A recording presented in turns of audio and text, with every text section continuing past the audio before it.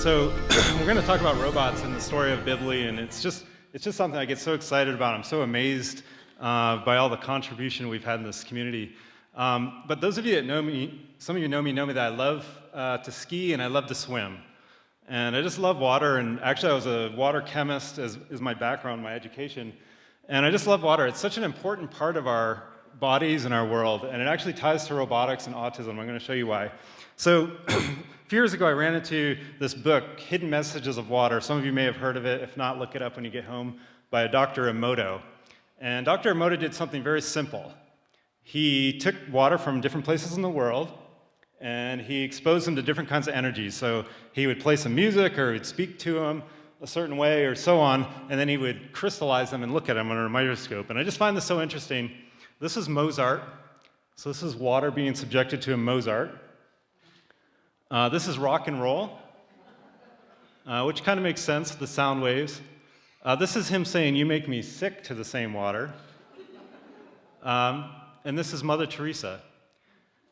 So I just found that, as an engineer, I found that really interesting and really exciting. I sometimes wonder what all this technology does to us. So the streaming and the Wi-Fi and the Bluetooth and all this stuff, what is it actually doing to us? And combined with social media, it's a lot. So anyway, back to robots. So this is me. I don't know if you can see that. That's the glorious launch of Robauto about 3 years ago.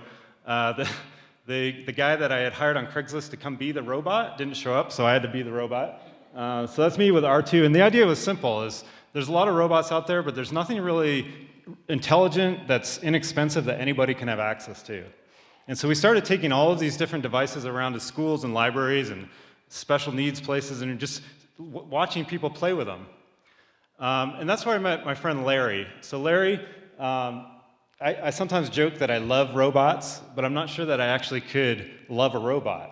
And I'm not so sure about Larry. This little $30 seal that he's holding right here, he changed his life. So it gave him purpose, he learned how to share, he learned how to care for something. It was quite amazing. I thought, well, if a little $30 thing that really doesn't do much is so helpful, surely there must be something out there. Surely we need to make this stuff accessible. So what we did is we started taking all these different devices around. Here's the Now robot that you saw earlier, which is just fantastic. Right? The kids love it. We had kids speaking that never spoke before, coming out and interacting where they would never interact before. The issue is that they're expensive. They're not accessible. So to sell $8,000 or $9,000, this was a pretty big school. They couldn't afford it. So we went out and said, let's build our own. Okay, let's make something that's fast and durable and fun to use, that's just inexpensive, that people can play with. And so we, not really knowing what that meant, and being a product development person, I started sitting down with people and running these workshops and saying, if you could have a robot, what would it do and how would it sound and so on. But this is where I learned something really profound, and it has nothing to do with the little robot can that the guy put together. It's actually the guy that's missing. So keep in mind, we're doing soldering, we're doing robots. It's a great day at this center, right? Everybody's excited. And this kid starts to get agitated about halfway through. And he just can't take it. And he keeps telling me it's raining, it's raining, it's raining. And if you look outside, it wasn't raining at all. So anyway, he got to the point where he was so agitated he had to leave, and he went to the nurse. And we went back to, we were kind of new to autism at the time, and we went back to autism and said, well, what is this thing? And what on this spectrum is causing this guy to not be able to participate in this class? Like, I didn't understand. He's with his peers and so on. And what we found, it wasn't autism at all, or not the typical definition of autism. It was this. This is the wave, sound wave of an AC unit that was buzzing overhead. And it became so painful to him and so annoying to him, he could not focus, even though he desperately wanted to. And so that was about the time that I ran into Chi, who is a PhD candidate and just brilliant, and our chief architect up at CU Boulder. And we said, what if we could make a model? What if we could start to understand this autism thing a little bit better? And we started looking at, well, how do robots think? Right? How do robots see the world? It's a little bit different than us. And actually, this is a picture of a Google self-driving car pulling up to an intersection. It's very factual. There's not a lot of interpretation. Now, you or I might not make sense of that, but to some people, that makes a lot of sense to think like that. And so we started looking at the situation where the kid couldn't be in the room, and he was just agitated beyond belief, and we realized, well, wait a second, everybody's experiencing this world differently. So to your eye, that might just be an annoying fan humming, but to this young man, it was keeping him from something he really wanted to do. And when we started to look at, well, autism is really not a spectrum. It's not something that starts here and goes to here. It's this very unique thing to each individual. And it probably looks something like this, actually, in his case. A function of his stimuli and his what's going on in his brain and so on. It might even look something like this. And so we came up with this concept of artificial autism. So while we know we're never going to solve autism, we're never going to be able to understand exactly what's going on in someone's mind, we might be able to create a model for it, and we might be able to mimic it in a robot. And so we were kind of excited about this, and we said, well, let's get started. The first thing that we're going to need is a bridge. So it doesn't necessarily have to be complex. It doesn't have to be super articulate, but we need to get robots into people's hands so they can communicate through the robot rather than directly, right? It breaks down that barrier, allows people to kind of socialize. It's very consistent, like we've been hearing about. That was about the time that we ran into the great people over at Longmont Public Library, right here in Longmont, and it just so happened that they were working on an autism program and also a robotics program. And I said, well, I have very little money to develop this thing, and our motto is let's work with the community. So we sat down with kids and started to create Bibbly 0.1. And it was meant to be this little guy that could engage people that were a little apprehensive about coming into the library.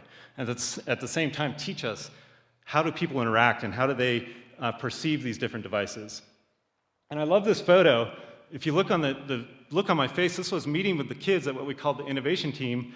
I'd given them the assignment to stream video over 3 different devices. And the next week, the kid came back, he's in 7th grade. That's Linux from the background. And I'm just amazed. And I think one of the things I've learned, nothing else, robots aside, is we kind of have to let these kids, we have to get out of their way a little bit. Like, they're smarter than we are. So we took Bibbly out into the world. Here he is at Comic-Con interacting. Again, just trying to test things like range and battery life and do people engage with it or not. Here he is at Teen Night in the library. You can see him hidden back in there, completely overwhelmed, if you've ever been to Teen Night at the library. And about this time, we started getting a lot of requests from different schools and parents and people that wanted a device like this. They said, if you have something that could help my child or my class, I really need it. And so we started building a baby Bibbly. You can see them there, their initial prototype, something that was faster and more reliable and more interactive and more intelligent. And we sat down with the kids and we said, well, here's something that could be conceivable, almost like a baby. And this is about the time, and Axel here has mentioned the Innovation Center. What an amazing organization and thing they've put together there. I had no idea. Not only are they teaching kids the skills and providing resources, real resources, this is our engineering team. 6 or 7 kids are building these Bibblies. They're paying them. So it's a job, and I think as Rhett, who you're going to hear from later, he always says it's a heck of a lot better than flipping burgers, which it is. But these are some of these younger kids are among the best engineers I've ever had, which just gives me so much hope. So anyway, long story short, we're going to take a look at the Bibblies here in a second and do a quick intro. As we get closer, we continuously just sit down with kids and say, how would you color this? What should it say? All of the different things. But one of the things I'm most excited about is this is what we've done with the cost. So we set out to build something very low cost that people could afford. We kept getting this feedback, say, yes, I want this, but I have no money. I have 3 kids. I have 2 kids in college. There's no way that I can buy a robot that may or may not work. And so we've been able to bring it down to almost 90% in the last 2 iterations, and it's still going down. We're hoping to have a truly intelligent robot that you can buy and take home. In fact, in the first part of next year, you'll be able to check some of these out at the Longmont Library. So this is my favorite slide, and then we're going to go to say a couple words to the Bibblies, but this is Will. So Will is the first Bibbly recipient. It's almost 3 years later after we started this. Very little funding, mainly volunteer labor, a lot of it here in Longmont. We now have a device that's not only going to be in libraries, but is going to a young man in Florida, 7 years old, that does not like to speak. He's on the autism spectrum. His parents are ecstatic. So without further ado, I'll let Chi give a brief intro to the Bibblies, and then we'll call it a night. Hello,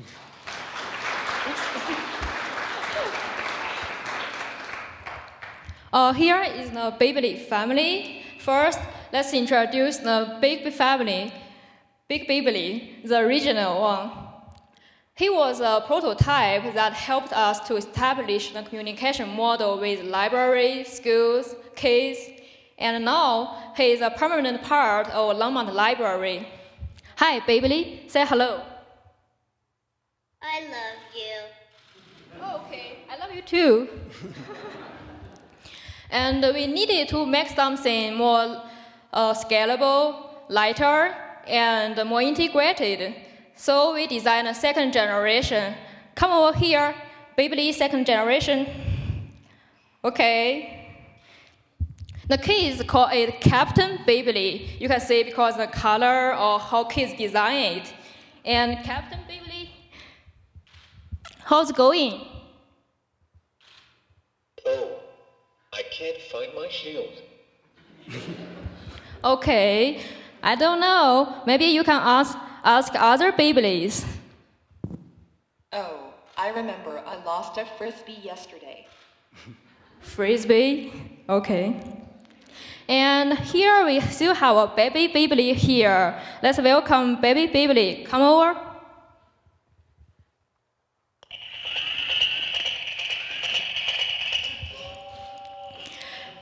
Baby is the third generation, and he's designed to be fast and seems he's very passionate.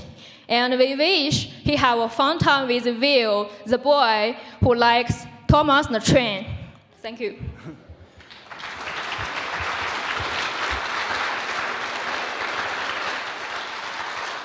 Thank you very much, guys, the Bibley family. I appreciate your time.